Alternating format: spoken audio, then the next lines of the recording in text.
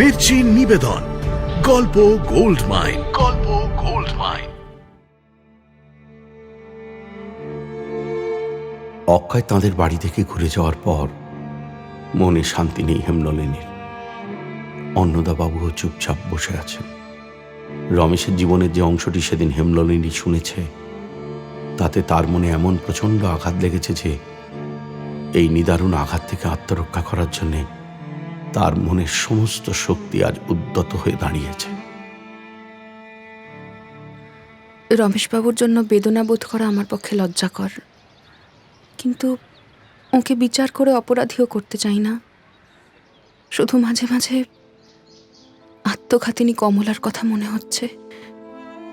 ওই হতভাগিনীর আত্মহত্যার সঙ্গে আমার কি কোনো সংস্রব আছে?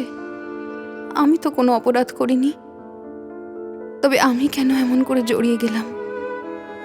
ঈশ্বর, আমারে বন্ধন ছিন্ন করো। ঈশ্বর, আমাকে তোমার এই জগতে সহজভাবে বাঁচতে দাও। হেম, রমেশের ব্যাপার শুনে আমি কিন্তু আশ্চর্য হয়ে গেছি। বাবা, ওসব কথা থাক।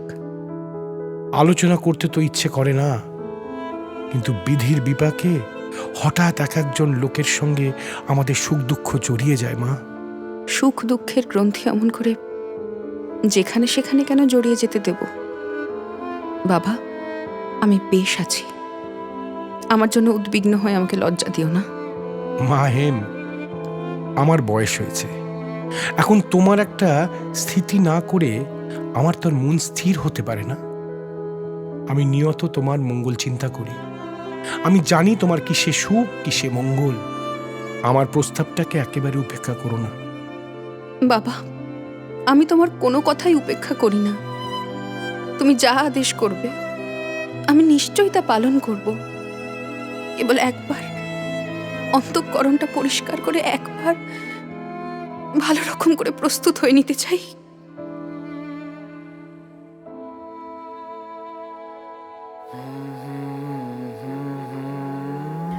মির্চি গল্প গোল্ড মাইনে শুনছেন রবীন্দ্রনাথ ঠাকুরের নৌকাটুপি। 1906 সালে বঙ্গদর্শন পত্রিকায় ধারাবাহিকভাবে প্রকাশিত হয় এই উপন্যাস।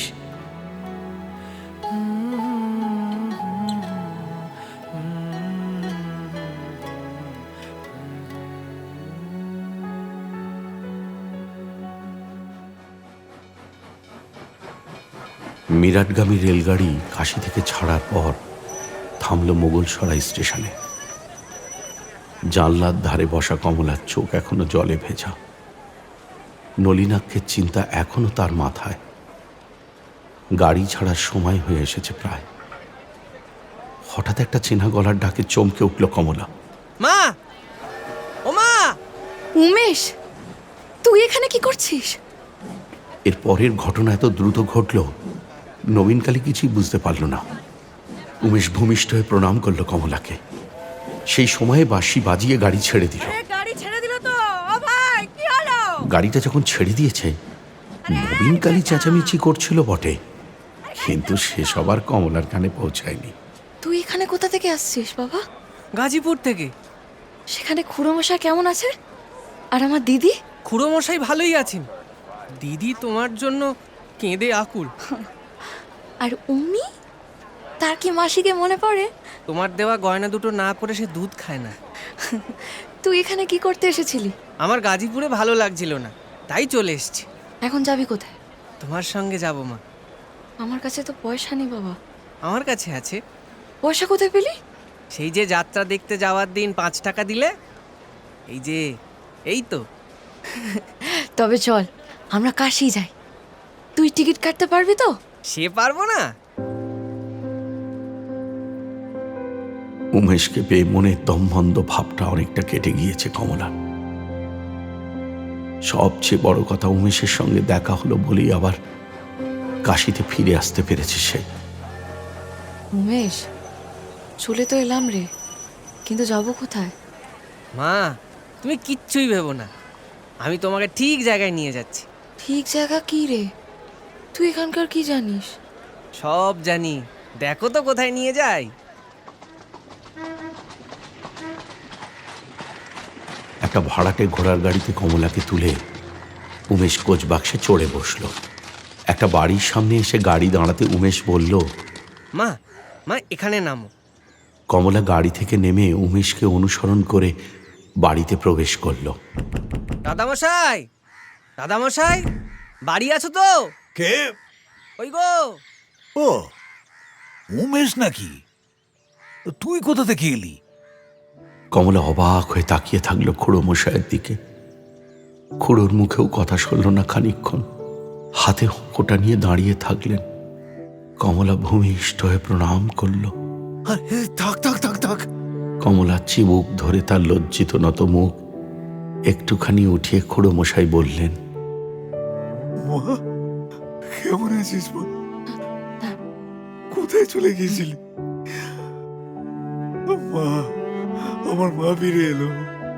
মা, এসো এসো মা গো। ও শৈল, শৈল দেখো কে এসেছে দেখো। কমলা,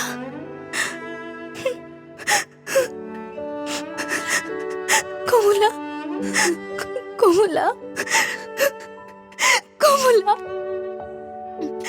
শৈলজা ও কমলা দুজনে পরস্পরকে দেখে খানিকক্ষণ কেঁদেই নিল।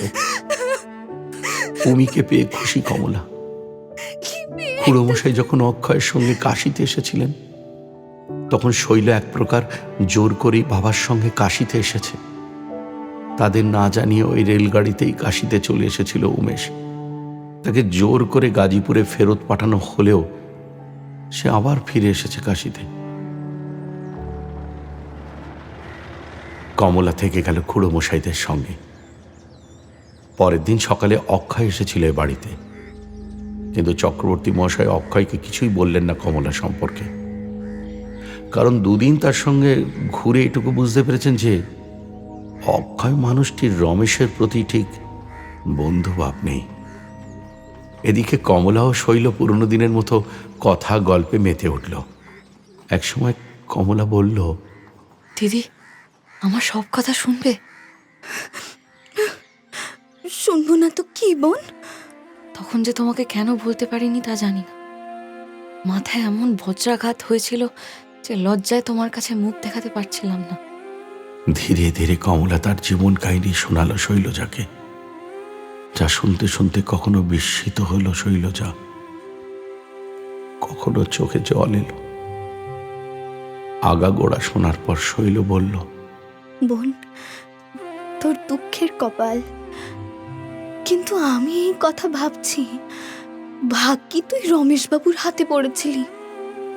যাই বলিস, বেচারা রমেশবাবুর কথা মনে করলে বড় দুঃখ হয়। তুই আজ ঘুমো। কদিন রাত জেগে কেঁদে মুখখানি কালি হয়ে গেছে। এখন কি করবি, কি করতে হবে, কাল সব ঠিক করা যাবে। তুই এখন ঘুমো তো বাবা, আমি মাথায় হাত বুলিয়ে দিচ্ছি। রমেশের লেখা সেই চিঠি কমলার কাছে ছিল। পরদিন সেই চিঠি নিয়ে শৈলজা তার বাবাকে দিল। চিঠি পড়া হয়ে গেলে খুড়োমশাই বললেন, এ তো ভারী অদ্ভুত ব্যাপার। এখন কি কর্তব্য?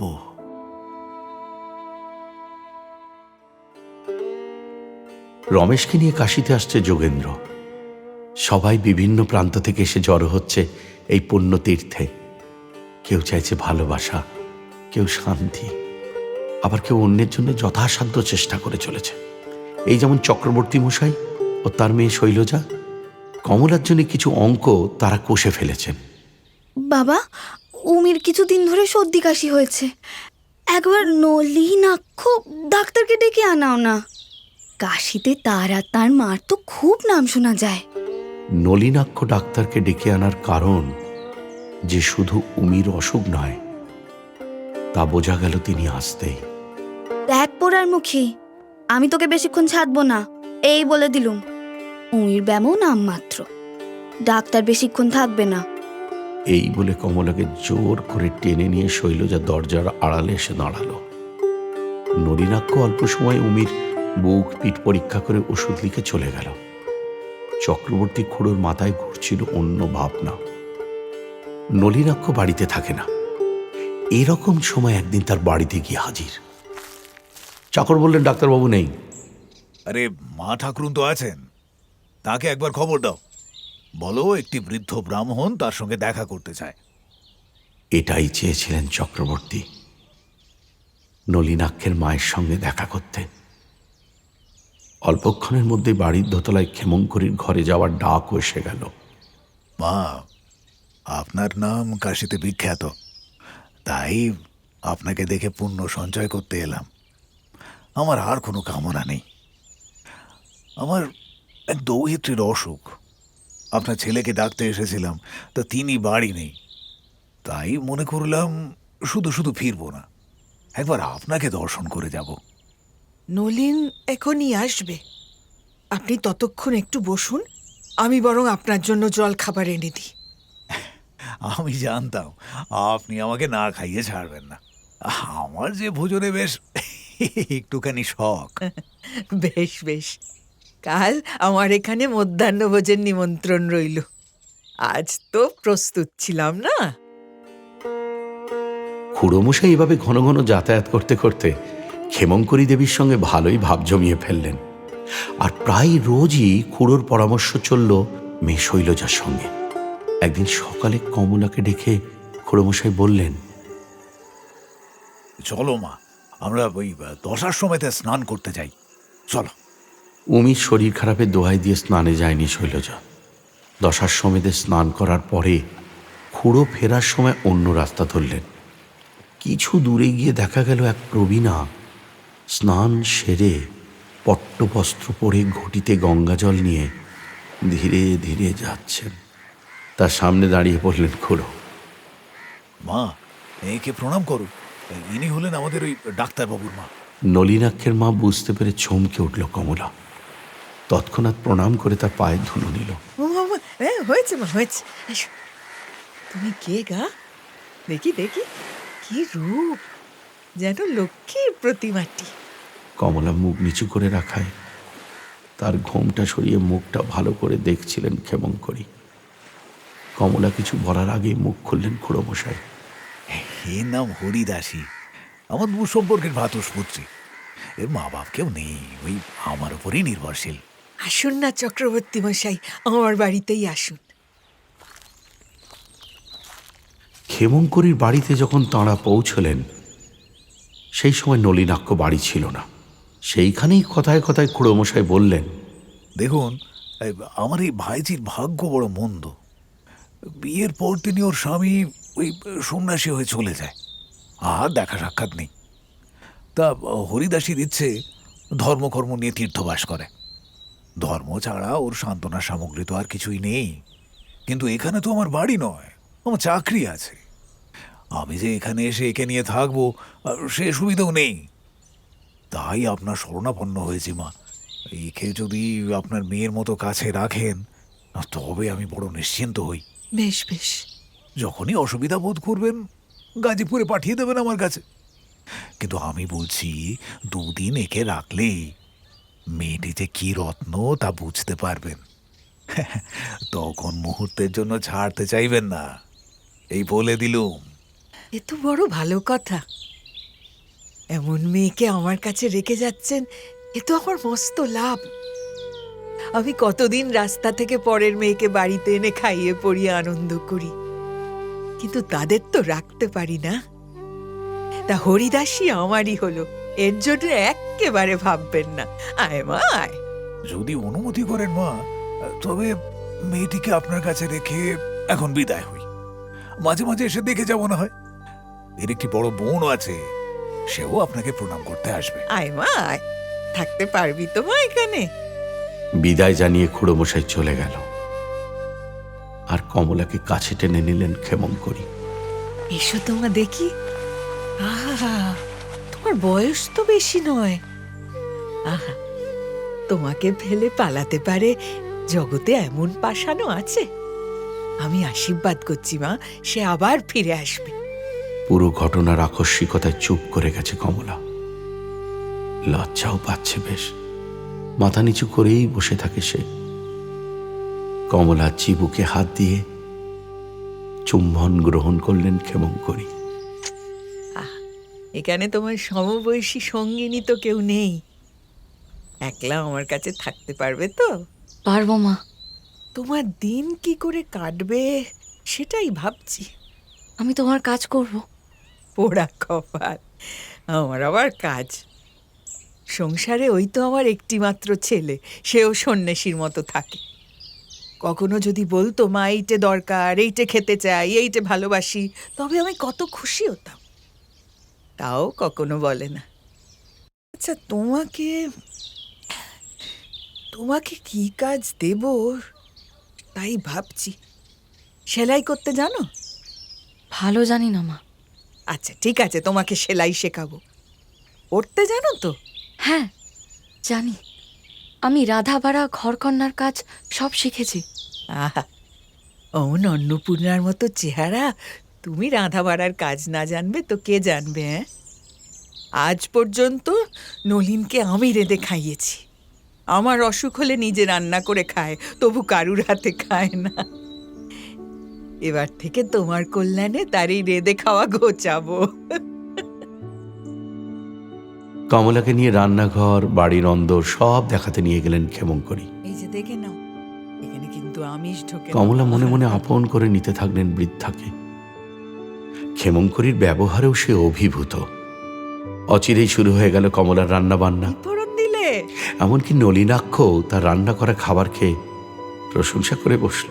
এইবার মায়ের থেকেও ভালো রান্না করছে তো। পাশের ঘরে দাঁড়িয়ে যা শুনে সে লজ্জায় লাল হয়ে গেল। এর মধ্যে কমলার জন্য উতলা হয়ে উমেশও এসে হাজির। কমলা উমেশকে বাপের বাড়ির চাকর পরিচয় দিতে ক্ষেমংকরী তাকেও রেখে দিলেন। পরদিন বিকেলে হঠাৎ এক অতিথি এসে হাজির। হেমনলিনী, হাতে ফুলের সাজি। ঘরে ঢুকে এসে ক্ষেমংকরীকে প্রণাম করল। এসো এসো হেম, এসো বসো। তা অন্নদাবাবু ভালো আছেন তো? তার শরীর অসুস্থ ছিল বলে কাল আসতে পারিনি, আজ ভালো আছেন। কমলাকে দেখিয়ে ক্ষেমংকরী বললেন, এই দেখো বাছা, শিশুকালে আমার মা মারা গেছেন, তিনি আবার জন্ম নিয়ে একদিন পরে কাল পথের মধ্যে হঠাৎ আমাকে দেখা দিয়েছেন। আমার মার নাম ছিল হরিভাবিনী, এবারে তিনি হরিদাসী নাম নিয়েছেন। কিন্তু হেম, এমন লক্ষ্মীর মূর্তি আর কোথাও দেখেছো বলো তো? কমলা লজ্জায় মুখ নিচু করল। হেমনলিনীর সঙ্গে আস্তে আস্তে তার পরিচয় হয়ে গেল। এ কথা সে কথার পরে হেমনলিনীকে ক্ষেমংকরী বললেন, আচ্ছা হেম, বলো তো বাছা, সেদিন তোমার বাপের কাছে যে প্রস্তাব করেছিলাম, তিনি কি তোমাকে বলেননি? হ্যাঁ বলেছেন। কিন্তু তুমি তো বাছা সে প্রস্তাবে নিশ্চয়ই রাজি হওনি। যদি রাজি হতে তাহলে অন্নদাবাবু তখনই আমার কাছে ছুটে আসতেন। তুমি ভাবলে আমার নলিন সন্ন্যাসী মানুষ, দিনরাত কি সব যোগ জাগ নিয়ে থাকে, তাকে আবার বিয়ে করা কেন? আমি তোকে জন্ম থেকে চিনি মা, আমার কথাটা বিশ্বাস করো। ও এত বেশি ভালোবাসতে পারে যে সেই ভয়েই ও নিজেকে এত করে দমন করে রাখে। ওর এই সন্ন্যাসীর খোলা ভেঙে যে ওর হৃদয় পাবে, সে বড় মধুর জিনিসটি পাবে, এই আমি বলে রাখছি মা। হেমনলিনী মাথা নিচু করে বসে। কমলারও মাথা নিচু, তবে মন উথাল পাথাল। ক্ষেমংকরী ফের মুখ খুললেন। মা হেম, তুমি বালিকা নও, শিক্ষিত। তুমি নলিনের কাছে দীক্ষা নিয়েছ। তুমি তো নলিনকে শ্রদ্ধা করো আমি জানি। তবে তোমার মনে আপত্তি উঠছে কেন? মা, তুমি যদি আমাকে যোগ্য মনে করো তবে আমার কোনো আপত্তি নেই। এ কথা শুনে হেমনলিনীকে কাছে টেনে নিয়ে মাথায় চুম্বন করলেন ক্ষেমংকরী। আয় ভাই, আমার অনেক দুর্ভাবনা তুই কমিয়ে দিলি মা। কমলার দিকে ফিরে হেমনলিনীর আনা ফুলের সাজিটা ধরিয়ে দিতে গেলেন। হরিদাসী, এই ফুলগুলো একটু রেখে। এই বলে পাশে ফিরতেই ক্ষেমংকরী দেখলেন কমলা কখন উঠে চলে গেছে। তিনি অবশ্য কিছু মনে করলেন না। পাশের ঘরে গিয়ে কমলার চোখ দিয়ে অঝরে জল পড়ছিল। সেদিন কিছুক্ষণ পরে ক্ষেমংকরী সেই ফুলের সাজি কমলাকে দিয়েছিলেন। সেখান থেকে ফুল নিয়ে কমলা নলিনাক্ষের উপাসনা গৃহের আসনের সামনে ভক্তি ভরে ফুল রেখে এসেছিল। না, নির্বিঘ্নে সে চলে আসতে পারেনি। ফুল রাখার সময় ঘরে নলিনাক্ষ ঢুকে পড়ে। কমলা থমকে যায় প্রথমে, লজ্জায় লাল হয়ে দ্রুত পায়ে বেরিয়ে আসে।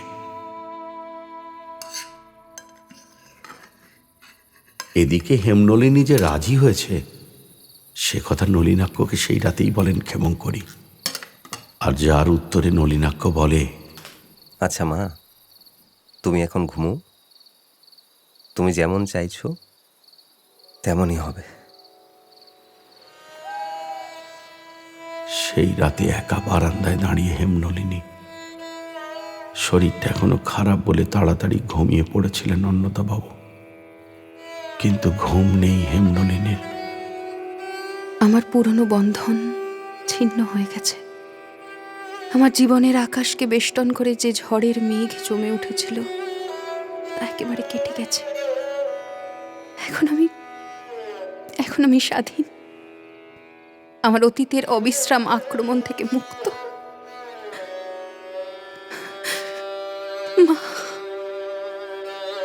মা যদি থাকতেন তবে তাকে আজ আমার এই আনন্দের কথা বলে খুশি হতাম। বাবাকে কেমন করে সব কথা বলবো?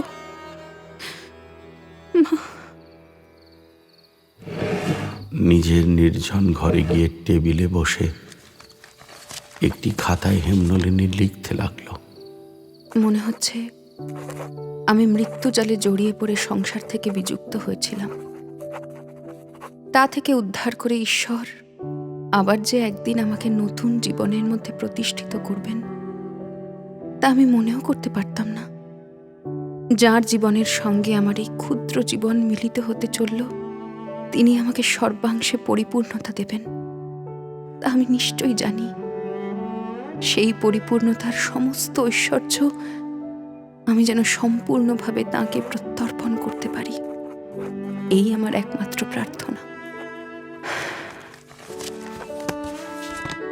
তারপরে খাতা বন্ধ করে হেমনলিনী সেই নক্ষত্র খচিত অন্ধকারে নিস্তব্ধ শীতের রাতে কাঁকড় বিছানো বাগানের পথে অনেকক্ষণ পায়চারি করে বেড়াতে লাগলো। অনন্ত আকাশ যেন তার মধ্যে নিঃশব্দ শান্তি মন্ত্র উচ্চারণ করল। এই ব্যাস ব্যাস, এইখানে থামো থামো। পরের দিন সকালে অন্নদাবাবু যখন হেমনলিনীকে নিয়ে নলিনাক্ষের বাড়ি যাওয়ার জন্য তৈরি হচ্ছেন সেই সময় বাড়ির সামনে এসে থামলো এক ঘোড়ার গাড়ি। অন্নদাবাবু বাইরে আসতে যাচ্ছেন, দেখলেন ক্ষেমংকরী দেবী এসেছেন। আসুন আসুন, আজ আমার পরম সৌভাগ্য। আজ আপনার মেয়ে দেখে আশীর্বাদ করে যাব, তাই এসছি। আপনি বসুন, আমি হেমকে ডাকছি। হেমনলিনী বাইরে বেরোবে বলে সে যে তৈরি হচ্ছিল, ক্ষেমংকরী এসেছে শুনে তাড়াতাড়ি বেরিয়ে এসে তাকে প্রণাম করল। এসো মা, সৌভাগ্যবতী হয়ে তুমি দীর্ঘায়ু লাভ করো। দেখি মা, দেখি তোমার হাতটা একটু। এই বলে একে একে তার দুই হাতে মকরমুখ মোটা সোনার বালা দুগাছি পরিয়ে দিলেন। কেমন পছন্দ? হেমনলিনীর রোগা হাতে সে বালা দুটো অবশ্য ঢলঢল করতে লাগলো। বালা পড়ানো হলে হেমনলিনী আবার ভূমিষ্ঠ হয়ে ক্ষেমংকরীকে প্রণাম করল। সৌভাগ্যবতী হও মা, ভালো থাকো। ক্ষেমংকরী দুই হাতে তার মুখ ধরে তার কপালে চুম্বন করলেন। এই আশীর্বাদ ও আদরে হেমনলিনীর হৃদয় একটি সুগভীর মাধুর্যে পরিপূর্ণ হয়ে উঠল। বেআই মশাই, কাল আমার ওখানে আপনাদের দুজনেরই সকালে নিমন্ত্রণ রইল। পুরনো স্মৃতি যা জোর করে ভুলতে বসেছিল হেমনলিনী, এই আশীর্বাদের পরে তা যেন আপনা থেকেই আরো কিছুটা মুছে গেল। মনকে সে রাজি করিয়েই ফেলেছে নতুন জীবনের জন্য। পরদিন সকালে অন্নদাবাবু ও হেমনলিনী যথানিয়মে বাগানে টেবিল পেতে চা খেতে বসেছেন। অন্নদাবাবুর রোগক্লিষ্ট মুখ এক রাতের মধ্যেই কেমন আনন্দে সরস ও নবীন হয়ে উঠেছে। তার যেন কেবলই মনে হচ্ছে ক্ষেমংকরীর নিমন্ত্রণে যাওয়ার জন্য প্রস্তুত হতে হবে, আর দেরি করা উচিত নয়। স্নান করে প্রস্তুত হয়ে নিতে তো সময় চাই, দেরি করার চেয়ে বরং একটু সকাল সকাল বেরিয়ে যাওয়াই ভালো না? ঠিক সেই সময় কতগুলো তোড়ঙ্গ, বিছানা ইত্যাদি বোঝাই এক ভাড়াটে গাড়ি এসে বাগানের দরজার সামনে থামল। হেমনলিনী ও অন্নদাবাবু সেদিকে তাকালেন। দাদা এসেছেন। এই বলে সে দরজার দিকে এগিয়ে গেল। যোগেন্দ্র হাসি মুখে গাড়ি থেকে নামল। কি হে, ভালো আছো তো? হ্যাঁ, তোমার গাড়িতে কি আর কেউ আছেন নাকি? আছে বই কি, বাবার জন্য একটি ক্রিসমাসের উপহার এনেছি। ইতিমধ্যে রমেশ গাড়ি থেকে নেমে পড়ল। হেমনলিনী একবার মুহূর্তকাল চেয়েই তৎক্ষণাৎ পিছনে ফিরে চলে গেল। এই হেম, যেও না, এদিকে এদিকে, হ্যাঁ কথা আছে, শোনো। এই ডাক হেমনলিনীর কানে পৌঁছল না। রমেশ থমকে গেল।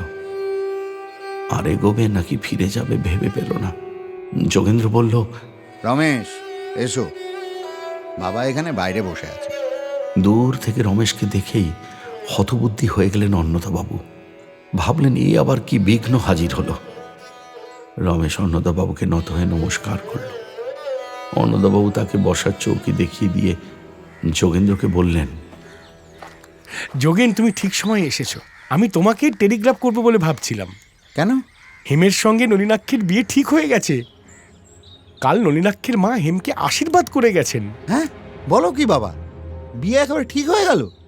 আমাকে একবার জিজ্ঞাসাও করতে নেই? তুমি কখন কি বলো তার কিছুই ঠিক নেই। আমি যখন নলিনাক্ষকে জানতামই না, তখন তোমরাই তো এই বিয়ে নিয়ে খুব উদ্যোগী হয়েছে। হ্যাঁ, তখন ছিলাম, কিন্তু যাই হোক, সময় এখনো যায়নি, বুঝলে? অনেক কথা বলার আছে, আগে সেইগুলো শোনো, হ্যাঁ, তারপর যা কর্তব্য হয় করো। সে সময় মতো একদিন শুনবো না হয়, কিন্তু আজ আমার কোনো অবকাশই নেই। আমাকে এক্ষুনি বেরোতে হবে। হ্যাঁ, কোথায়? নলিনাক্ষের মার ওখানে আমার আর হেমের নেমন্তন্ন আছে। যোগেন, তোমার তো তাহলে এখানেই খাওয়া, তাই তো?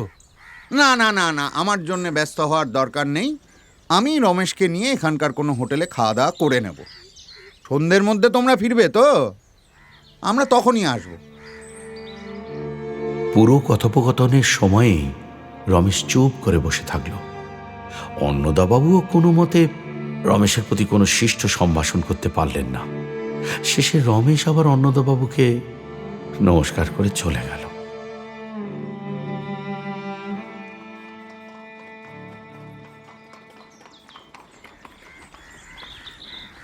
ওদিকে ক্ষেমংকরীর বাড়িতে চলছে আহারের আয়োজন। অন্নদাবাবু ও হেমনলিনী আসবেন। কমলার অবশ্য মনের ভিতরে অনেক ঝড়। আগের রাতে নিজের ঘরে দরজা বন্ধ করে দীপ নিভিয়ে অন্ধকারে মাটির উপরে বসেছিল। কপালের দোষে যার উপরে আমার অধিকার হারিয়েছি, তাকে আমি আগলে বসে থাকব? এ কেমন করে হয়? সমস্ত ছাড়ার জন্য মনকে প্রস্তুত করতে হবে। কেবল সেবা করার সুযোগটুকু যেমন করে হোক প্রাণপণে বাঁচিয়ে চলব। ভগবান করুন সেটুকু যেন হাসি মুখে করতে পারি, তার বেশি আর কিছুতে যেন দৃষ্টি না দিই। অনেক দুঃখে যেটুকু পেয়েছি সেটুকুও যদি প্রসন্ন মনে না নিতে পারি, যদি মুখ ভার করি, তবে সব হারাতে হবে। কেবল সেবা করব, যতদিন জীবন আছে কেবল সেবা করব, আর কিছু চাইব না, চাইব না, চাইব না। তারপরে কমলা শুতে গেল। ভোরে বিছানা ছেড়ে ওঠার সময় হাত জোর করে বসল। আমি আমরণ তোমার সেবা করব, আর কিছু চাইব না, চাইব না, চাইব না। সকালে স্নান করে চলে এলো কমলা। আনাজ কাটার প্রস্তুতি চলছে। ক্ষেমংকরীও হাজির সেখানে। তিনি এবার ঘাটে যাবেন স্নানে। এমন সময় নলিনাক্ষ এসে হাজির। ভেজা চুলের উপরে দ্রুত ঘোমটা দিল কমলা। এ কি মা, তুমি আবার এত সকালে স্নান করতে যাচ্ছ? সবে কাল একটু ভালো ছিলে। রাখ তো তোর ডাক্তারি। সকালবেলায় গঙ্গা স্নান না করলে লোকে অমর হয় না। তুই কি এখন বাইরে যাচ্ছিস? একটু সকাল সকাল ফিরিস। কেন মা? কাল তোকে বলতে ভুলে গেছিলাম, আজ অন্নদাবাবু তোকে আশীর্বাদ করতে আসবেন। আশীর্বাদ করতে আসবেন কেন? হঠাৎ আমার উপরে এত বিশেষভাবে প্রসন্ন হলেন যে? তার সঙ্গে তো আমার রোজই দেখা হয়। আমি যে কাল হেমনলিনীকে একজোড়া বালা দিয়ে আশীর্বাদ করে এলাম। এখন অন্নদাবাবু তোকে না করলে চলবে কেন? যা হোক, ফিরতে দেরি করিস না, তারা এখানেই খাবেন। সেদিনই অন্নদাবাবুর বাড়ির বাগান থেকে কখন রমেশ ও যোগেন্দ্র চলে গেছে তা জানতে পারেনি হেমনলিনী। রমেশকে ঢুকতে দেখেই সে ঘরে ঢুকে দরজা বন্ধ করেছিল। ভাবছিল, কেন কেন আমি রমেশবাবুর সঙ্গে সহজভাবে দেখা করতে পারলাম না? যা আশা করি না তাই হঠাৎ কেন আমার মধ্যে থেকে এমন অশোভনভাবে দেখা দেয়? বিশ্বাস নেই, কিছুই বিশ্বাস নেই। এমন দোলাচলে আর থাকতে পারি না। এই বলে সে উঠে পড়ল। মনে মনে বলল, আমি পালাবো না, আমি জয় করব। হঠাৎ কি মনে হলো তোড়ঙ্গ খুলে ক্ষেমঙ্করীর দেওয়া বালাজোড়া হাতে পড়ে নিল, যেন যুদ্ধে যাওয়ার জন্য অস্ত্র পড়ার প্রয়োজন। তারপরে বাগানের দিকে চলল। হেম, তুমি কোথায় চলেছ? রমেশবাবু নেই? দাদা কই? না, তারা চলে গেছেন। আশু আত্মপরীক্ষার সম্ভাবনা থেকে নিষ্কৃতি পেয়ে হেমনলিনী স্বস্তি পেল। এখন তবে আমরা যাওয়ার প্রস্তুতি নিই, চলো। হ্যাঁ বাবা, আমি চললাম। আমার স্নান করে আসতে দেরি হবে না, তুমি গাড়ি রাখতে বলে দাও। নিমন্ত্রণে যাওয়ার জন্য হেমনলিনী হঠাৎ তার স্বভাব বিরুদ্ধভাবে অত্যন্ত উৎসাহ দেখাল।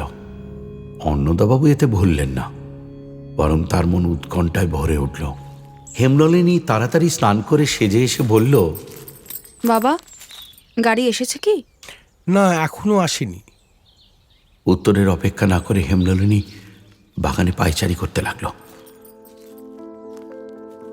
এই যে অতি উৎসাহ বাগানে হাঁটার সময় হেমনলিনীর মধ্যে দেখা যাচ্ছিল, তার অনেকটাই উধাও হয়ে গেল নলিনাক্ষদের বাড়িতে যাওয়ার পরে। সকালে 10:30 নাগাদ তারা যখন ক্ষেমঙ্করীর বাড়িতে পৌঁছন, তখনও নলিনাক্ষ ফেরেনি। ফলে অভ্যর্থনার ভার নিতে হলো ক্ষেমঙ্করীকেই। তারপর ঘরে বসে অন্নদাবাবুর সঙ্গে ক্ষেমঙ্করী সংসারের নানা কথা আলোচনা করতে লাগলেন। মাঝে মাঝে তার চোখ যাচ্ছিল হেমনলিনীর দিকে।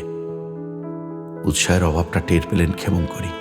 আসন্ন শুভ ঘটনার সম্ভাবনার কোনো আলোর ছটাই হেমনলিনীর মুখে নেই, বরং তার অন্যমনস্ক দৃষ্টির মধ্যে থেকে একটা ভাবনার অন্ধকার যেন দেখা যাচ্ছিল।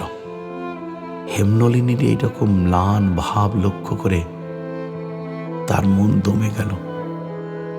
তিনি মনে মনে ভাবলেন, নলিনের সঙ্গে বিয়ের সম্বন্ধ যে কোনো মেয়ের পক্ষেই সৌভাগ্যের বিষয়, কিন্তু এই শিক্ষা মদমত্তা মেয়েটি আমার নলিনকে কি তার যোগ্য বলেই মনে করছে না?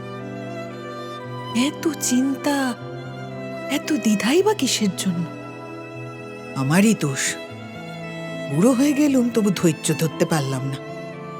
বড় বয়সে মেয়ের সঙ্গে নলিনের বিয়ে স্থির করলাম, অথচ তাকে ভালো করে চেনার চেষ্টাও করলাম না। অন্নদাবাবুর সঙ্গে কথা বলতে বলতেই এই সব কথা ঘুরছিল ক্ষেমঙ্করীর মাথায়। এই চিন্তা এতটাই বেড়ে গেল যে কথাবার্তা চালিয়ে যাওয়াই কষ্টকর হয়ে পড়ল তার পক্ষে। একসময় বললেন, দেখুন, বিয়ের সম্বন্ধে বেশি তাড়াতাড়ি করে কাজ নেই। এদের দুজনেরই বয়স হয়েছে, এখন এরা নিজেরাই বিচার করে কাজ করবে। আমাদের তাগাদা দেওয়াটা ভালো হচ্ছে না। হেমের মনের ভাব আমি অবশ্য বুঝি না, কিন্তু নলিনের কথা বলতে পারি যে সে এখনো মনস্থির করতে পারেনি। এই কথাটা বিশেষ করে হেমনলিনীকে শোনানোর জন্যেই বললেন ক্ষেমঙ্করী। এই বাড়িতে আসার আগে হেমনলিনীর যে অতি উৎসাহ, তা এই বাড়িতে ঢোকার সময় অবসাদে পরিণত হয়েছিল। এই অবস্থায় ক্ষেমঙ্করী বিয়ের প্রস্তাবটাকে যখন কিছুটা প্রত্যাখ্যান করে নিলেন, তখন হেমনলিনীর মধ্যে দুই বিপরীত ভাবের উদয় হলো। একদিকে নিজের সংশয়পূর্ণ অবস্থা থেকে দ্রুত নিষ্কৃতির জন্য সে শীঘ্র বিয়ের বন্ধনের মধ্যে ধরা দিতে চাইছে, আবার প্রস্তাবটা চাপা পড়ার অতিক্রম হতে দেখে তখনকার মতো সে একটু আরামও পাচ্ছে। হেমনলিনীর মনের এই পরিবর্তন ধরা পড়ল তার মুখের প্রশান্তিতে। সেই অভিব্যক্তি নজর এড়াল না অভিজ্ঞ ক্ষেমঙ্করীর। তৎক্ষণাৎ হেমনলিনীর প্রতি বিমুখ হয়ে উঠলেন। তিনি ভাবলেন, হা কপাল, এত সস্তায় আমার নলিনকে বিলিয়ে দিতে বসেছিলাম। ক্ষেমঙ্করীর মন তখন একেবারে বদলে গেল। নলিনাক্ষ যে আসতে দেরি করছে তাতে খুশি হলেন। এমনকি হেমনলিনীর সঙ্গে কথা বলতেও তার তখন অসুবিধে হচ্ছে। মনে মনে ঠিক করলেন হরিদাসীর ঘরে তাকে পাঠিয়ে তিনি অন্নদাবাবুর সঙ্গে গল্প করবেন। অন্নদাবাবু, আপনারা বসুন, আমি একটু ভেতরে দেখে আসি যে রান্না কত দূর হলো। রান্নাঘরে গিয়ে ক্ষেমঙ্করী দেখলেন কমলা রান্নার কাজ সেরে চুপ করে বসে আছে। হরিদা, এ কি, তুমি চুপ করে বসে কেন?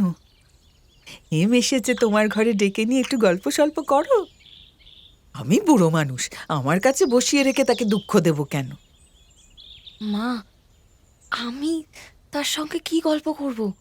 তিনি কত লেখাপড়া জানেন। তুমি কারো চেয়ে কম নও মা। লেখাপড়া শিখে তিনি নিজেকে যত বড়ই মনে করুন, তোমার চেয়ে বেশি আদর পাওয়ার চক্ষু কজনের আছে? বই পড়লে বিদ্বান হওয়া যায়, কিন্তু তোমার মতো লক্ষ্মীটি হওয়া কি সকলের সাধ্য? তোমার উপযুক্ত সাজে তোমাকে আজ সাজাবো, বুঝেছ? হেমনলিনীর প্রতি যে রাগ ক্ষেমঙ্করীর মনে হঠাৎ জন্ম নিয়েছে, তার জন্যই তিনি হেমনলিনীর গর্ব খাটো করতে উদ্যত হয়েছেন। রূপেও তিনি তাকে অল্প শিক্ষিতা মেয়েটির কাছে ম্লান করতে চান। কমলা আপত্তি করার অবকাশ পেল না। ফিরোজা রঙের রেশমি শাড়ি পরালেন, নতুন ফ্যাশনের খোপা করে দিলেন। কেমন সুন্দর দেখাচ্ছে। না না না, আরে চুলে হাত দিও না, চুলে হাত দেন। সাজানো শেষ হলে নিজেই বললেন, আহা, এ রূপ রাজার ঘরে মানাতো। এসো এসো মা, এসো, লজ্জা করো না।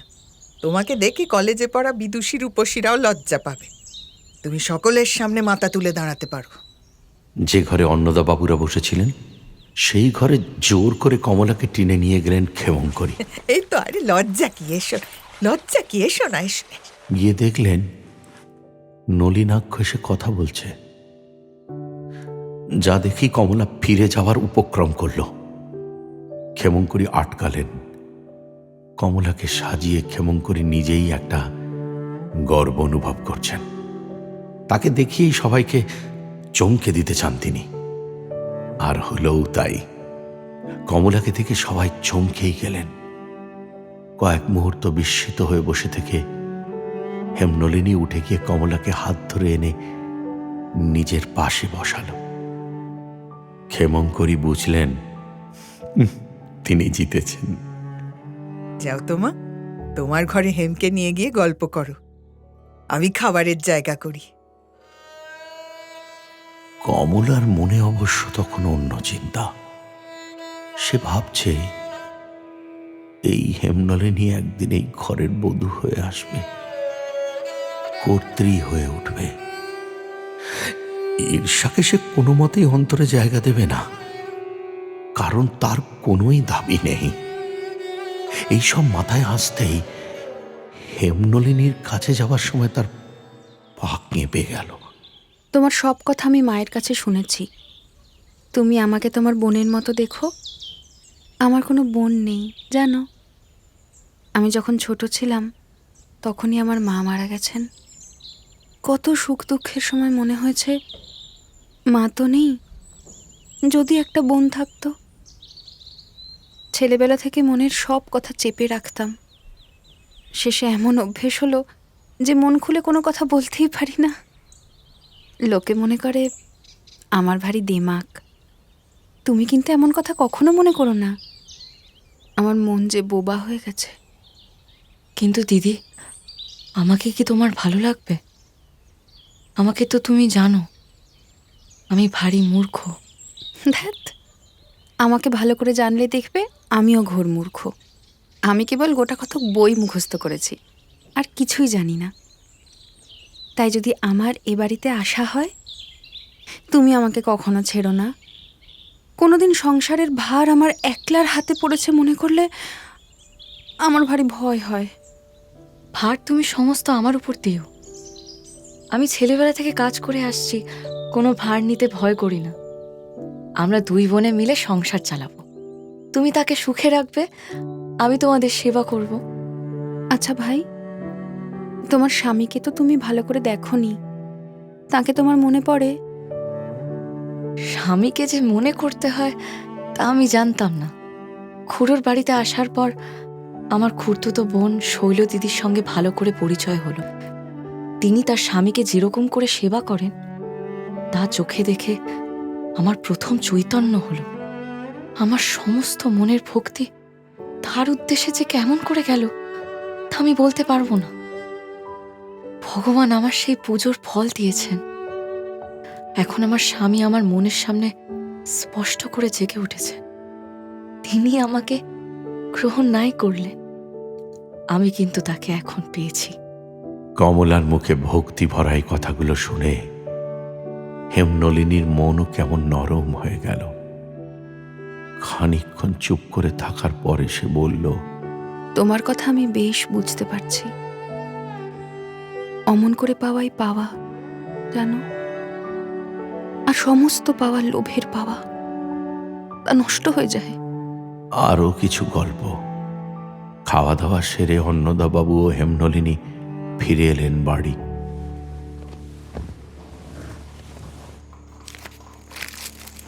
হেমনলিনী তাদের বসার ঘরের টেবিলের উপর একখানা বিরাট চিঠি পেল।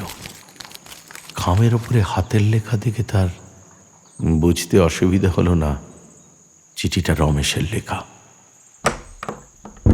চিঠিটা এনে নিজের ঘরের দরজা বন্ধ করে পড়তে লাগলো। রমেশ তার জীবনের সমস্ত কাহিনী লিখেছে এই চিঠিতে, যা এতদিনে বলা হয়ে ওঠেনি, এবং শেষে উপসংহারে লিখেছে, তোমার সাথে আমার যে বন্ধন ঈশ্বর দৃঢ় করে দিয়েছিলেন, সংসার তা ছিন্ন করেছে। তুমি এখন অন্যের প্রতি মন সমর্পণ করেছ। সেজন্য আমি তোমাকে কোনো দোষ দিতে পারি না, কিন্তু তুমিও আমাকে দোষ দিও না। যদিও আমি একদিনের জন্য কমলার প্রতি স্ত্রীর মতো ব্যবহার করিনি, তবু ক্রমশ সে যে আমার হৃদয় আকর্ষণ করে নিয়েছিল, এ কথা তোমার কাছে আমার স্বীকার করা কর্তব্য। আজ আমার হৃদয় কি অবস্থায় আছে তা আমি নিশ্চিত জানি না। তুমি যদি আমাকে ত্যাগ না করতে, তবে তোমার মধ্যে আমি আশ্রয় লাভ করতে পারতাম। সেই আশ্বাসেই আমি আমার বিক্ষিপ্ত চিত্ত নিয়ে তোমার কাছে ছুটে এসেছিলাম। কিন্তু আজ যখন স্পষ্ট দেখলাম তুমি আমাকে ঘৃণা করে আমার নিকট থেকে বিমুখ হয়েছ, যখন শুনলাম অন্যের সঙ্গে বিয়েতে সম্মতি দিয়েছ, তখন আমারও মন আবার দুলে উঠল।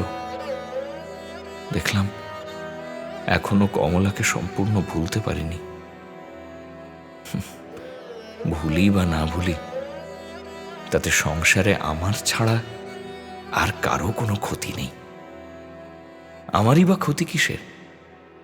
সংসারে যে দুটি রমণীকে আমি হৃদয়ের মধ্যে গ্রহণ করতে পেরেছি, তাঁদের বিস্মৃত হওয়ার সাধ্য আমার নেই। তাঁদের চিরজীবন স্মরণ করাই আমার পরম লাভ।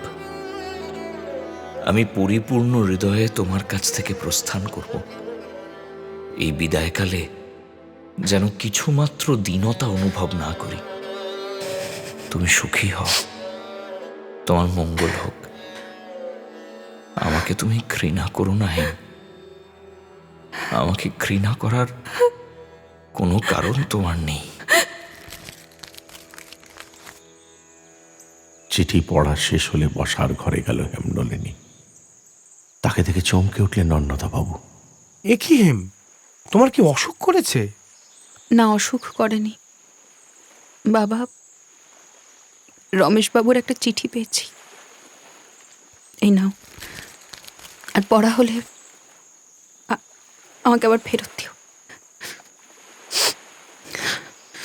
চিঠিখানা পড়ার পরে অন্নদাবাবু হেমনলিনীকে চিঠিটা ফেরত দিয়ে এলেন। কেদারায় বসে তার মনে যে ভাব তৈরি হলো তা সম্পূর্ণ আলাদা, যার সঙ্গে হেমনলিনীর অনুভূতির কোনো মিল নেই। এ এক প্রকার ভালোই হয়েছে। পাত্র হিসেবে রমেশের চেয়ে নলিনাক্ষ অনেক বেশি প্রার্থনীয়। রমেশ যে নিজেই সরে পড়ল, এটাই ভালো হলো। ঠিক এই সময়ে হঠাৎ নলিনাক্ষ এসে হাজির সেখানে। তাঁকে দেখে অবাকই হলেন অন্নদাবাবু। দুপুরেই তো অনেকক্ষণ কথা হয়েছে, আবার কয়েক ঘন্টা যেতে না যেতে কেন এলো সে? মনে করলেন অন্নদাবাবু। ভাবলেন হেমনলিনীর প্রতি নলিনাক্ষের মন পড়েছে। অন্নদাবাবু কোনো ছুতো করে হেমনলিনীর সঙ্গে নলিনাক্ষের দেখা করিয়ে নিজেই সরে পড়বেন এরকম ভাবছেন এমন সময় অন্নদাবাবু, আমার সঙ্গে আপনার কন্যার বিয়ের কথাটা বেশি দূর এগোনোর আগে আমার যা বক্তব্য আছে আমি বলতে চাই। বেশ, বলো। আপনি জানেন না, পূর্বেই আমার বিয়ে হয়েছে। জানি, কিন্তু সে তো তোমার... আপনি জানেন, কিন্তু তার যে মৃত্যু হয়েছে এটা নিশ্চিতভাবে বলা যায় না। এমনকি তিনি বেঁচে আছেন বলে আমি বিশ্বাস করি। ঈশ্বর করুন তাই যেন সত্যি হয়। হেম, হেম! ভিতরের ঘর থেকে বেরিয়ে এলো হেমনলিনী। নলিনাক্ষকে দেখে অবাক হলো সেও। রমেশ তোমাকে যে চিঠিটি লিখেছেন তার মধ্যে যে অংশটুকুতে নলিনাক্ষের কথা লেখা আছে... আমি আসছি একটু। হেমনলিনী দ্রুত ভিতর থেকে চিঠি এনে নলিনাক্ষের হাতে দিয়ে বলল, এ চিঠির সবটা পড়া আপনার কর্তব্য। এই বলেই হেমনলিনী ফের ভিতরে চলে গেল। সময় নিয়ে চিঠিটি পড়ার পরে স্তব্ধ হয়ে বসে থাকলো নলিনাক্ষ। তারপর অন্নদাবাবুর কাছে বিদায় নিয়ে চলে গেল। চলে যাওয়ার সময় উত্তরের বারান্দায় এক ঝলক দেখতে পেল হেমনলিনীকে। নলিনাক্ষের পীড়িত চিত্ত ভাবতে লাগলো, একে কোনো সান্ত্বনা দেওয়া যায় কি? উফ, মানুষে মানুষে কি দুর্ভেদ্য ব্যবধান! আর মন জিনিসটা কি কি ভয়ঙ্কর একাকী!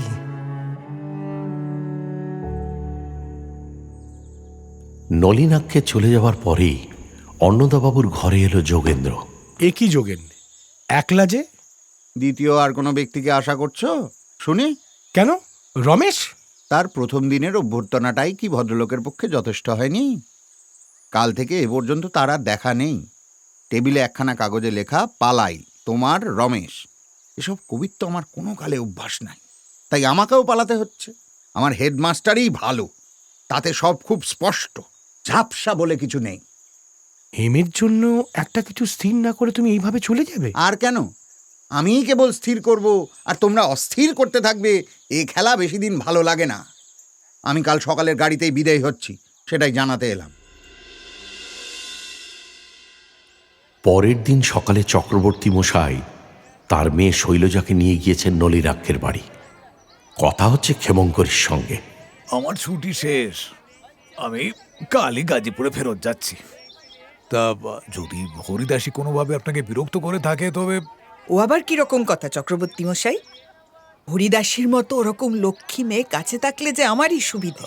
একটু খোলসা করেই বলি মা, শুনছিলাম নলিনাক্ষ বাবুর বিয়ের প্রস্তাব হয়েছে। বধূটি শিক্ষিতা, বয়সও অল্প নয়, তাই ভাবছিলাম ও হরিদাসীর যদি... সে কি আমি বুঝি না, কিন্তু সে বিয়ে হবে না। সম্বন্ধ ভেঙে গেছে নাকি? ভালো করে গড়েই নি, আর ভাঙবে কি? ভেতরের ঘরে তখন শৈল কমলাকে পরামর্শ দিচ্ছিল নলিনাক্ষকে সব খুলে বলার জন্য।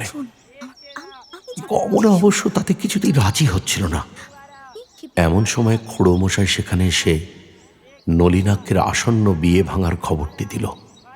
শৈল খুশি হলো। বাঁচা গেল বাবা। কাল এই খবরটা শুনে রাতে আমি ঘুমোতে পারিনি। কিন্তু সে যাই হোক, কমল কি চিরকাল নিজের ঘরে পরের মতো কাটাবে? কবে সব পরিষ্কার হবে বাবা? ব্যস্ত হোস কেন, সময় যখন আসবে দেখবি সব পরিষ্কার হয়ে যাবে। কোন বুঝেছিস? চুপ করে এই কটা কথা শোনার পরে মুখ খুলল কমলা। আমি তোমাদের পায়ে ধরি, তোমরা কাউকে কিছু বলো না। আমাকে এই ঘরের একটা কোণে ফেলে আমার কথা ভুলে যাও। আমি খুব সুখে আছি। হঠাৎ উমেশ কোথা থেকে এসে খুড়োমশাইকে খবর দিল নিচে রমেশবাবু দাঁড়িয়ে আছেন, ডাক্তারবাবুর কথা জিজ্ঞাসা করছেন। যা শুনে কমলার মুখ ছোট হয়ে গেল। খুড়ো তাড়াতাড়ি উঠে পড়লেন। দাঁড়া দাঁড়া, ভয় নেই মা, আমি সব ঠিক করে দিচ্ছি। নিচে নেমে রমেশের হাত ধরে খুড়ো কিছু দূর টেনে নিয়ে গেলেন এবং বললেন, রমেশবাবু আসুন, রাস্তায় এই আপনার সঙ্গে দু একটা কথা বলি। আপনি আপনি এখানে কোথা থেকে এলেন? নিজের জন্যই এসেছি, দেখা হলো বড় ভালো হলো। আপনি এই বাড়িতে কেন এসেছেন? ওই নলিনাক্ষ ডাক্তারকে খুঁজতে এসেছিলাম। তাকে কমলার কথা আগাগোড়া সব খুলে বলা উচিত। আমার এক একবার মনে হয় কমলা বেঁচে আছে। ও, তা যদি বেঁচেই থাকে, যদি নলিনাক্ষ আপনার মুখে সমস্ত ইতিহাস জানতে পারেন, তাতে কি সুবিধা হবে? তার বৃদ্ধা মা আছেন, তিনি এসব কথা জানতে পারলে কমলার পক্ষে কি ভালো হবে? কমলাকে যে কোনো অপরাধ স্পর্শ করেনি সেটা তো নলিনাক্ষের জানা চাই। কমলার মৃত্যু হলেও নলিনাক্ষ বাবু তাঁর স্মৃতিকে সম্মান করতে পারবে। শুনুন, আপনাকে একটা অনুরোধ করছি আমি। ওই যে বাড়িটা দেখছেন, ওটি আমার বাসা। কাল সকালে যদি একবার আসতে পারেন, তবে আপনাকে সব কথা খুলে বলবো। তার আগে দয়া করে নলিনাক্ষ বাবুর সঙ্গে দেখা করবেন না। চক্রবর্তীর কথায় ভরসা রেখে চলে গেল রমেশ। সেদিনেই নলিনাক্ষের এক হিন্দুস্তানি বন্ধু এক তোড়া গোলাপ উপহার পাঠিয়েছিল। তা হাতে পড়ল কমলার। নলিনাক্ষের উপাসনা গৃহে সেগুলো সাজিয়ে রাখতে গিয়েছিল কমলা।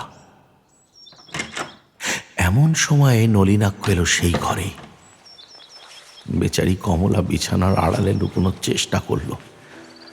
নলিনাক্ষ কুলঙ্গিতে সাজিয়ে রাখা গোলাপ থেকে একটি নিয়ে বিছানায় বালিশের পাশে রাখতে গিয়ে দেখল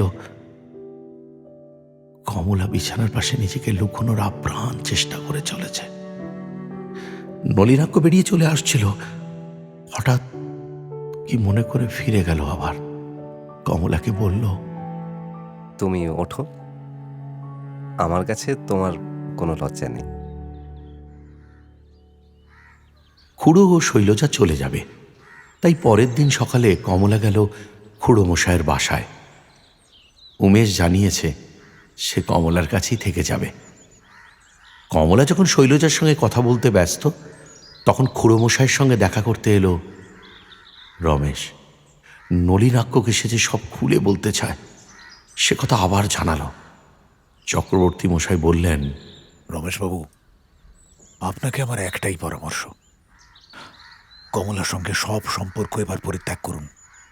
কমলা সম্পর্কে সব কথা পরিত্যাগের আগে নলিনাক্ষ বাবুকে সব বলা দরকার চক্রবর্তী মহাশয়, তাহলেই আমি ছুটি পাব। এই পর্যন্ত শুনে চক্রবর্তী মশাই রমেশকে বললেন উনি একটু বাড়ির ভিতরে যাচ্ছেন। আর বাড়ির ভিতরে সে কমলাকে খবর দিলেন, কমলা, মা তোমাকে যে একবার বাইরের ঘরে আসতে হবে, রমেশবাবু এসেছেন। রমেশ জানলা দিয়ে বাইরের দিকে তাকিয়েছিল। আসলে তার দৃষ্টি ছিল শূন্য। হঠাৎ পায়ের শব্দে ফিরে তাকাতে দেখল এক রমণী ভূমিষ্ঠ হয়ে তাকে প্রণাম করছে। প্রণাম করে যখন সে উঠল, রমেশ আর বসে থাকতে পারল না, চমকে গেল সামনের রমণীর মুখ দেখে। কমলা, কমলা! কমলাও তখন চুপ করে দাঁড়িয়ে। রমেশবাবু, কমলাকে আপনি পরম সংকটের সময় রক্ষা করেছেন। তার জন্য যে বিষম দুঃখ আপনাকে স্বীকার করতে হয়েছে, তাতে আপনার সঙ্গে সব সম্পর্ক ছেদ করার সময় কোনো কথা না বলে কমলা বিদায় নিতে পারে না। আপনার কাছে ও আশীর্বাদ নিতে এসেছে। যা মা, যা। কিছুক্ষণ চুপ করে থাকলো রমেশ। শেষে সবলে কণ্ঠ পরিষ্কার করে বলল, তুমি তুমি সুখী হও কমলা। আমি না জেনে এবং জেনে তোমার কাছে যা কিছু অপরাধ করেছি সব মাফ করে দিও। কমলা কিছু বলতে পারল না, দেওয়াল ধরে চুপচাপ দাঁড়িয়ে রইল। যদি কাউকে কিছু বলার জন্য, কোনো বাধা দূর করার জন্য আমাকে তোমার প্রয়োজন থাকে তাহলে বলো কমলা। আমার কথা কারোর কাছে বলবেন না, আমার এই মিনতি রাখবেন। কিছুক্ষণ চুপ করে বসে থাকলো রমেশ। কমলার দিকে তাকিয়ে বলল, রাখবো। তবে আজ চললাম। কমলা কোনো উত্তর দিল না। আরো একবার ভূমিষ্ঠ হয়ে প্রণাম করল রমেশকে। কমলা, রাস্তায় নেমে উদ্দেশ্যহীনভাবে স্বপ্নাবিষ্টের মতো খানিকক্ষণ হাঁটল রমেশ। মনে মনে ভাবল, কমলার সঙ্গে দেখা হলো, ভালোই হলো। দেখা না হলে এই পালাটা ভালো করে শেষ হতো না। যদিও জানতে পারলাম না কি মনে করে গাজীপুরের বাংলো ছেড়ে কমলা সেই রাতে বেরিয়ে পড়েছিল। আমাকে এখন নিজের জীবনটুকু নিয়ে পৃথিবীতে বেরিয়ে পড়তে হবে।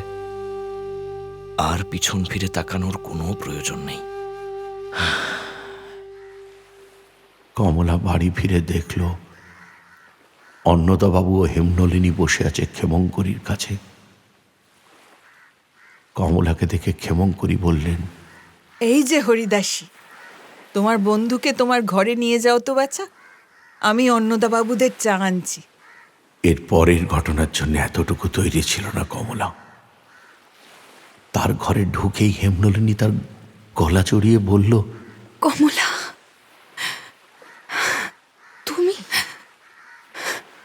তুমি কেমন করে জানলে আমার নাম কমলা?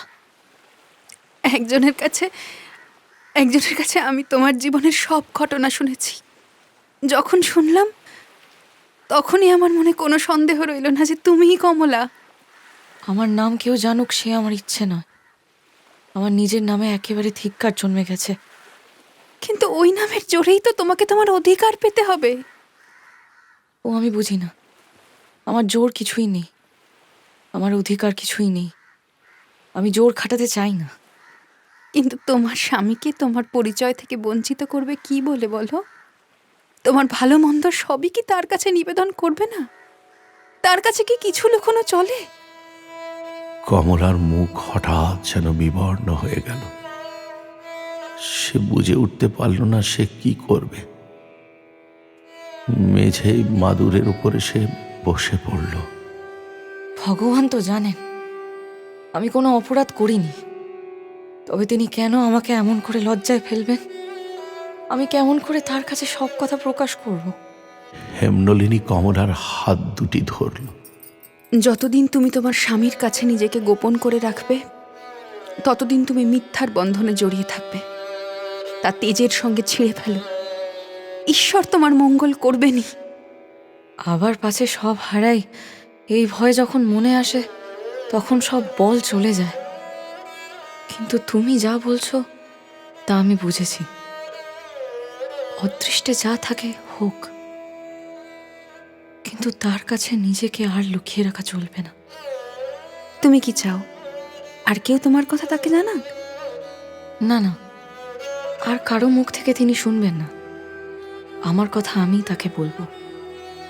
আমি ঠিক বলতে পারবো। সে কথাই ভালো। তোমার সঙ্গে আমার আর দেখা হবে কিনা জানি না। আমরা এখান থেকে চলে যাচ্ছি, সেই কথাই তোমাদের বলতে এসেছি। কোথায় যাবে? কলকাতায়। তোমাদের সকালে কাজকর্ম আছে, আমরা আর দেরি করব না। আমি তবে আসি ভাই। বোনকে মনে রেখো। আমাকে চিঠি লিখবে না? আচ্ছা, লিখব।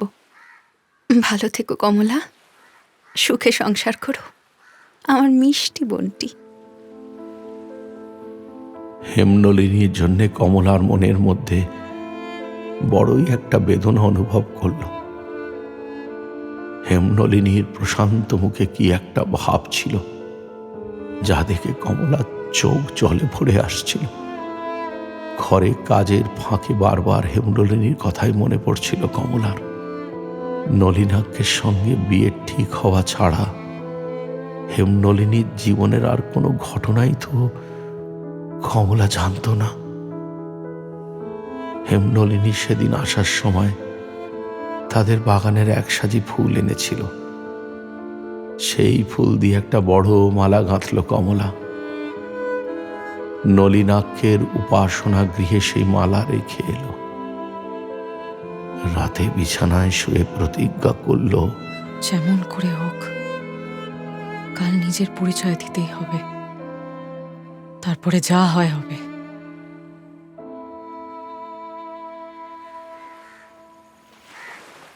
পরদিন ভোরে উঠে কমলা স্নান করতে গেল। স্নানের পরে প্রতিদিন সে একটি ছোট্ট ঘটিতে গঙ্গা জল এনে নলিনাক্ষের উপাসনা ঘর পরিষ্কার করে রাখত। কিন্তু আজ সেই ঘরে যেতে গিয়ে দেখল নলিনাক্ষ তখনই তার উপাসনা ঘরে চলে এসেছে। এরকম তো কখনো হয়নি। কমলা প্রথমে ভাবল চলে যাবে, কিন্তু কি মনে হলো ঘরের দরজার কাছে বসে পড়ল। হঠাৎ এক সময় দেখল নলিনাক্ষ ঘর থেকে বেরিয়ে এসে তার সামনে দাঁড়িয়েছে। কমলা মুহূর্তে উঠে দাঁড়ালো, তারপর হাঁটু গেড়ে একেবারে নলিনাক্ষের পায়ের ওপর মাথা ঠেকিয়ে প্রণাম করল। তার সদ্য স্নাত ভেজা চুলগুলো নলিনাক্ষের পা ঢেকে মাটিতে ছড়িয়ে পড়ল। কমলা উঠে পাথরের মূর্তির মতো স্থির হয়ে দাঁড়িয়ে থাকল। সে বুঝতে পারল না তার মাথার উপর থেকে কাপড় সরে গেছে, যেন দেখতেই পেল না। নলিনাক্ষ অনিমেষ দৃষ্টিতে তার মুখের দিকে চেয়ে আছে। অন্তরে চৈতন্য আভায় অপূর্ব রূপে দীপ্ত হয়ে অবিচলিত কণ্ঠে কমলা বলল, আমি কমলা। কথাটা বলার পর নিজের কণ্ঠস্বরে যেন ধ্যান ভঙ্গ হলো তাঁর। সর্বাঙ্গ কাঁপতে লাগলো, মাথা নত হয়ে এলো। দাঁড়িয়ে থাকা অসাধ্য মনে হলো। নলিনাক্ষ আস্তে আস্তে তার হাতটি নিজের হাতের উপরে তুলে নিল, বলল, আমি জানি তুমি আমার কমলা, এসো। উপাসনা ঘরে কমলাকে নিয়ে গিয়ে তাহারই গাঁথা মালা পরিয়ে দিল কমলার গলায়, আর বলল, এসো এসো আমরা তাকে প্রণাম করি। দুজনে পাশাপাশি যখন সেই শ্বেত পাথরের মেঝের উপরে নত হল, জানলা থেকে সকালের রোদ দুজনের মাথার উপরে এসে পড়ল। তারপরে কমলা আরো একবার নলিনাক্ষকে প্রণাম করে উঠে দাঁড়ালো। দুঃসহ লজ্জার নেই, আনন্দের উল্লাসও নেই, কিন্তু একটা বৃহৎ মুক্তির শান্তি তার অস্তিত্বকে প্রভাতের আলোর মতো ব্যাপ্ত করে দিল। দেখতে দেখতে কখন অজ্ঞাত সারে তার দুটি চোখ জলে ভরে এলো। কমলার অনাথ জীবনের সমস্ত দুঃখের মেঘ আজ আনন্দের জলে ঝরে পড়ল। নলিনাক্ষ আর কোনো কথা না বলে একবার শুধু ডান হাতে তার কপাল থেকে ভিজে চুল সরিয়ে দিয়ে ঘর থেকে চলে গেল। কমলা তার পুজো শেষ করতে পারল না। সে ঘরে গিয়ে নলিনাক্ষর খড়ম জোড়া মাথায় ঠেকালো।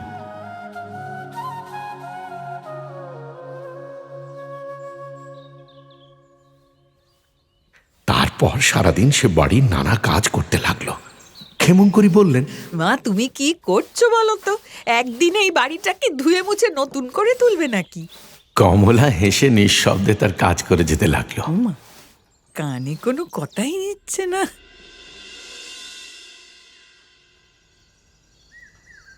বিকেলে সেলাই না করে নিজের ঘরে চুপ করে বসেছিল কমলা। এমন সময় নলিনাক্ষ একটি টুকরিতে গুটি কয়েক স্থলপদ্ম নিয়ে ঘরের মধ্যে প্রবেশ করল আর বলল, কমলা, এই ফুলকটি তুমি জল দিয়ে তাজা করে রাখো। আজ সন্ধ্যার পর আমরা দুজনে মাকে প্রণাম করতে যাব। কিন্তু আমার সব কথা তো শোনোনি তুমি। কমলা, তোমাকে কিচ্ছু বলতে হবে না, আমি তো সব জানি। কিন্তু মা কি আমাদের... কমলা, আমার মা না তার জীবনে অনেক অপরাধকে ক্ষমা করে এসেছেন। যা অপরাধ নয় তাকে তিনি ক্ষমা করতে নিশ্চয়ই পারবেন। অস্তগামী সূর্যের কিরণ এসে পড়ল কমলার মুখে। নলিনাক্ষ তার নিষ্পাপ কোমল মুখের দিকে তাকিয়ে স্মিত হাসল। আর কমলা কি করল? লজ্জায় তার মুখখানি নামিয়ে নিল।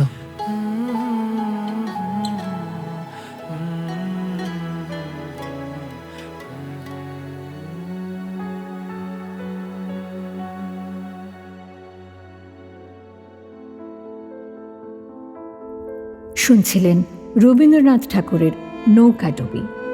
অডিও নাট্যরূপ কুণাল বসু, কথক বিশ্বনাথ বসু, রমেশ ঋতব্রত মুখোপাধ্যায়, যোগেন্দ্র অরিত্র গঙ্গোপাধ্যায়, অক্ষয় সৌনক কুণ্ডু, অন্নদা অঞ্জন প্রসাদ মজুমদার, হেমনলিনী এবং ইপ্সিতা, কমলা ডানা রায়, চক্রবর্তী খুড়ো সৌভিক সাহা, উমেশ শুভজিৎ দাস, শৈলজা সাঁচবাতি দাস। অন্যান্য চরিত্রে সৌভিক সাহা, সায়ন ভট্টাচার্য ও কুণাল বসু। শব্দগ্রহণ শুভজিৎ বন্দ্যোপাধ্যায়, ওম স্টুডিও। আবহ সঙ্গীত, মিক্সিং ও মাস্টারিং সৌম ও শুভ, ক্রসটেক। প্রচার অলঙ্করণ রৌনক পাত্র। কার্যনির্বাহী প্রযোজনা কুণাল বসু। সহকারী পরিচালনা কুণাল বসু ও সৌভিক সাহা। সৃজনশীল পরিচালনায় ইন্দ্রাণী। পরিচালনায় অনির্বাণ ভট্টাচার্য। প্রযোজনায় মজদুর ইউনিয়ন।